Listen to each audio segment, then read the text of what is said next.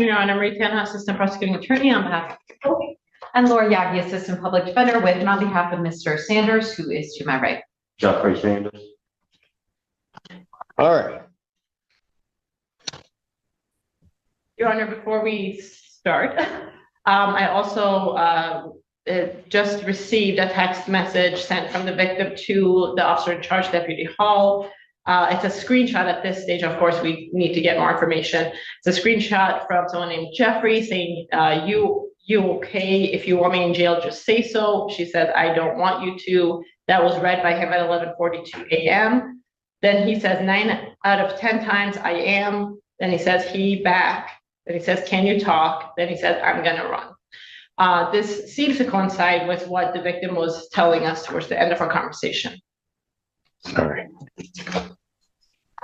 So I don't know where you want to start this, Yagi. I frankly, I don't either. I think what I would request today is that this be set, reset for exam and set for bond violation hearing, because at this point today, I don't feel prepared to go forward on the bond violation aspect. To be candid with the court, I just need more time to talk to Mr. Sanders about these allegations that I just learned about a few hours ago, and I need to go through them in more depth and more detail with Mr. Sanders.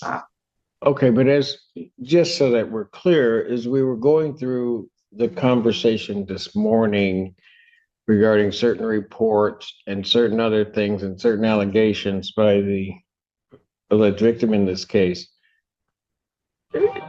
in a lot of ways is referencing his status right now. Aren't those irrelevant to the court? I mean, because, well, I won't say absolutely irrelevant, but for the purposes of today, certainly they're no longer relevant. I mean, even if, which was the court's attempt to try to determine as to whether or not he might pose some threat to the victim in this case, I don't even know that I need to go through that part of the analysis, because clearly he's demonstrated that he's a flight risk. And so he's not going anywhere today. I hope he enjoyed his little last half hour of freedom. And so, I mean, there's that issue. And also, we were getting indications, and they will get them, that he was texting the victim, and he's got a no contact. I understand. I mean, I'll set it for a hearing, but I don't know. I think one of my questions, well, the first question would be, obviously, is there a bond violation? This next question is what is the appropriate sentence for that bond violation?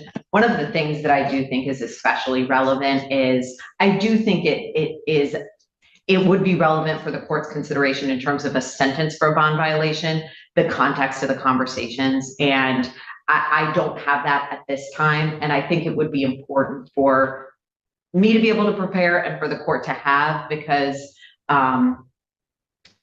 I mean, I don't want to necessarily go further today, but I think it does make a difference if there is contact with someone, versus if someone is calling, texting, and saying, will you respond? And then there's a response. I just think it matters in terms of sentence, even if it doesn't matter in terms of whether or not there's a violation, because one of the things that the state's witness said this morning was that she had been reaching out and asking for a response. Your Honor, first of all, I'm sorry, may I? Yes. First of all, I don't appreciate that my conversation that I had with a victim in this case was overheard, listened to, whatever it may be. The part that's now being put on the record is also a great deal about why that victim did not show up today. And as we witnessed, quite frankly, she probably had good reason not to show today, because I don't know what defendant would have done.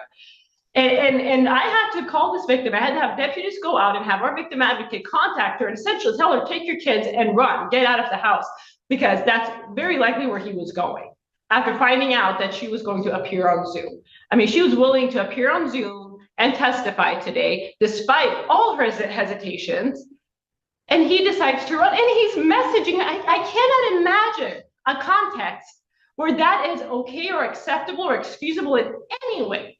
We're here for a court hearing, and he is messaging her as we're talking to her. So I want to be very clear. I don't think it's appropriate to further put any statements the victim made on the record in front of this defendant, because quite frankly, we're just increasing her risk here. This is high lethality, 100%. And we are not going to contribute to making the risk for her even greater than it is by talking about statements she made in confidence speaking to me. We're just not going to do that. So I would ask Ms. Yagi to stop right there if she's going to get into further anything that has to do with what the statements the victim made.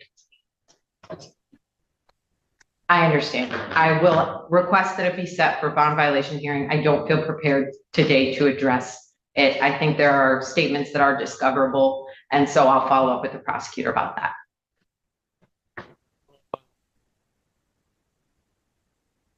An effort to be made to have the victim available next week. We'll do our best, Your Honor. All right. So what I'm going to do is I'm going to, first of all, adjourn the preliminary examination. I'm going to keep the case. It would go back to Judge Washington on the 28th, but we'll get it heard sooner if I keep it.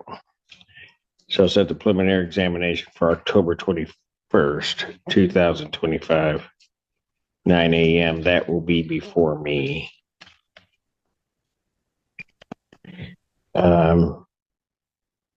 I'll also set a bond hearing. We'll hear it sometime that day.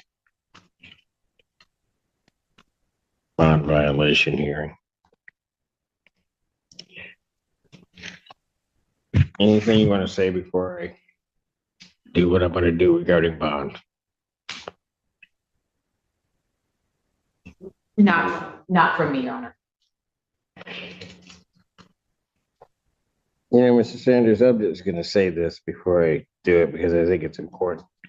Your attorney was back there, her and the prosecutor, going back and forth, and I'm sitting there listening. And I tried my best to make sure that every opportunity was at least afforded before any presumption was made regarding any contact, regarding any of that, by having the victim appear via Zoom. And you decide at some point that you are just going to not pay attention to any of these proceedings, do everything your own way. My understanding is you told an officer in the hallway that you weren't going to go anywhere, that you were going to the restroom, knowing darn well that you were just at some point trying to find your way out of this building. I was also informed that at some point, which may lead to additional charges, when they're telling you to stop, you just kept going. And maybe you need to also understand this, that you set off in this building by going out an emergency exit, an incredible amount of protocols in this building to keep everybody here safe when you went out for your little half an hour jaunt wherever the heck you thought you were going, with the thought that you weren't going to get caught. If the court had made up its mind that I wasn't going to incarcerate you, you changed that. This is all you. Because as I indicated, I have to be concerned about two things. One, at least before now, I wasn't concerned about you being a risk of flight, but I have to be concerned about that. And I have to be concerned also about the protection of the public, but particularly the victim in this case. My heart of hearts tells me that at some point, that's where you were headed.